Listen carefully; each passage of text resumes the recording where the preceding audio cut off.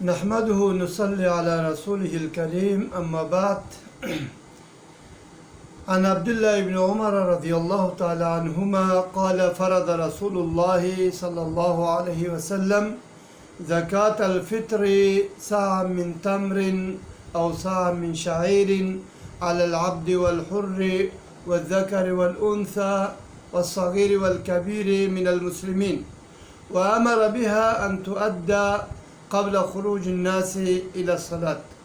امروز ما درباره زکات یا صدقه فطر گفتگو دارم و این حدیث را که قرائت کردم امام بخاری در صحیح خود با نمبر 1504 و امام مسلم هم در صحیح خود حدیث نمبر 984 ذکر کرده.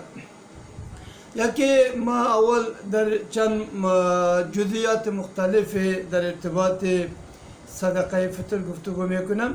اول زکات فطر یا صدقه فطر معنای یه لفظ، چون که یه لفظ عربی است. زکات فطر یا صدقه فطر معنایش است که زکات یا صدقه به سبب افطار، وقتی که رمضان ختم می شود انسان افطار میکند، به اساس افطاری سببش چیست؟ صدقه است. صدقه را سببش افطار است. از خاطر صدقه فطر گفته می شود و ایرا صدقه فطر به خاطرم گفته می شود که این در وقت افطار به طور عطیه یا به طور صدقه به خاطر حصول اجر و ثواب از پروردگار متعال داده می شود. دوم درباره مشروعیت یا درباره تاریخ مشروعیت صدقه فطر.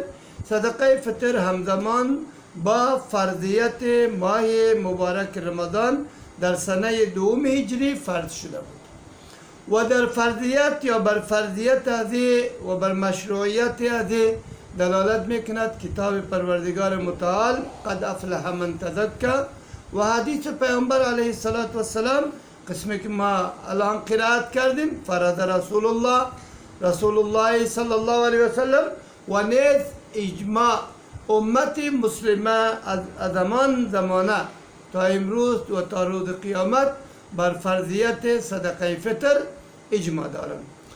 امر سوم است که در اینجا درباره حکم ازی صدقه فطر قسمی که ما در حدیث قرائت کردم از لفظ حدیث خود هویدا و ظاهر است. پیامبر علیه السلام فرمودند فرض رسول الله صلی الله علیه وسلم که قول عبدالله بن عمر است که نبی صلی الله علیه وسلم فرض گردانده صدقه فطر و نبی صلی الله علیه وسلم هیچ چیز از پیش خود فرض نمیگردانه مگر اینکه به توسط وحی برای از او خبر داده می شود، بعد از او پیامبر علیه السلام حکم ازی را به مردم میرساند و این بنابر حکم پیامبر علیه السلام یه فرض است قسمی که ما در حدیث عبدالله بن عمر ایرا خواندیم و این واجب است و لازم است و دوم است که به هر کسی لازم است. صدقه فطر واجب است و فرض است بر شخص برده این غلام و شخص آزاد و مرد باشد یا زن باشد، همچنین بزرگ باشد یا کوچک باشد، بر بالای همه یزی از مسلمان ها باشد نه بر کفار.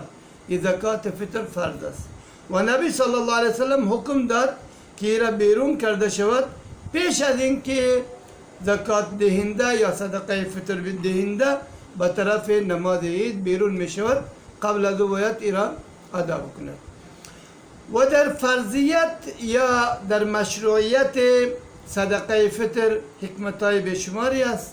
از جمله حکمتا یک حکمتی است که صدقه فطر یه تطهیر للنفس به خاطر پاک کردن نفس از بخل که انسان بسیار زیاد بخیل و حریص می باشد و در قلب انسان محبت مال موجود است. وقتی که صدقه فطر بیرون می کند با بیرون کردن صدقه فطر همان بخل و همان یعنی حرصی که در قلب از او یا محبتی که در قلب از او با مال است او کم می شود یا ختم می شود. همچنین این صدقه فطر سبب پاکی روح انسان است که روح انسان از اخلاقای ردی و ناکارا و بیکاره و از اخلاقای بد انسان پاک میکند. و دیگر از حکمت های این در حقیقت تکمیل است برای اجر و ثواب.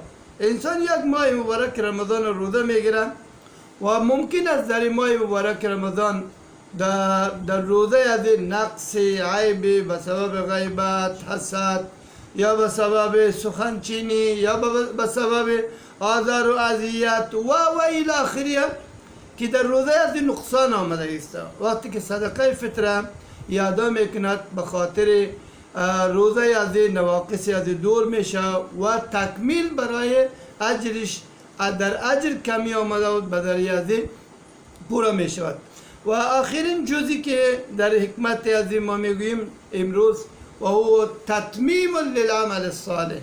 در حقیقت تنمیت یعنی ترقی و زیادتی و نمو برای عمل نیک است. چون که رمضان یک ماه مبارک است و تمام اعمالی که در این ماه انجام می شود همه اعمال با برکت است و به خاطر که ما این عمل با برکت زیادت ترقی داده باشیم که در ترقی آمده باشد و او با صدقه فطر با ضیافه می شود یا زیاده می شود. و صلی الله تعالی علی محمد و علی آله و صحبه اجمعین.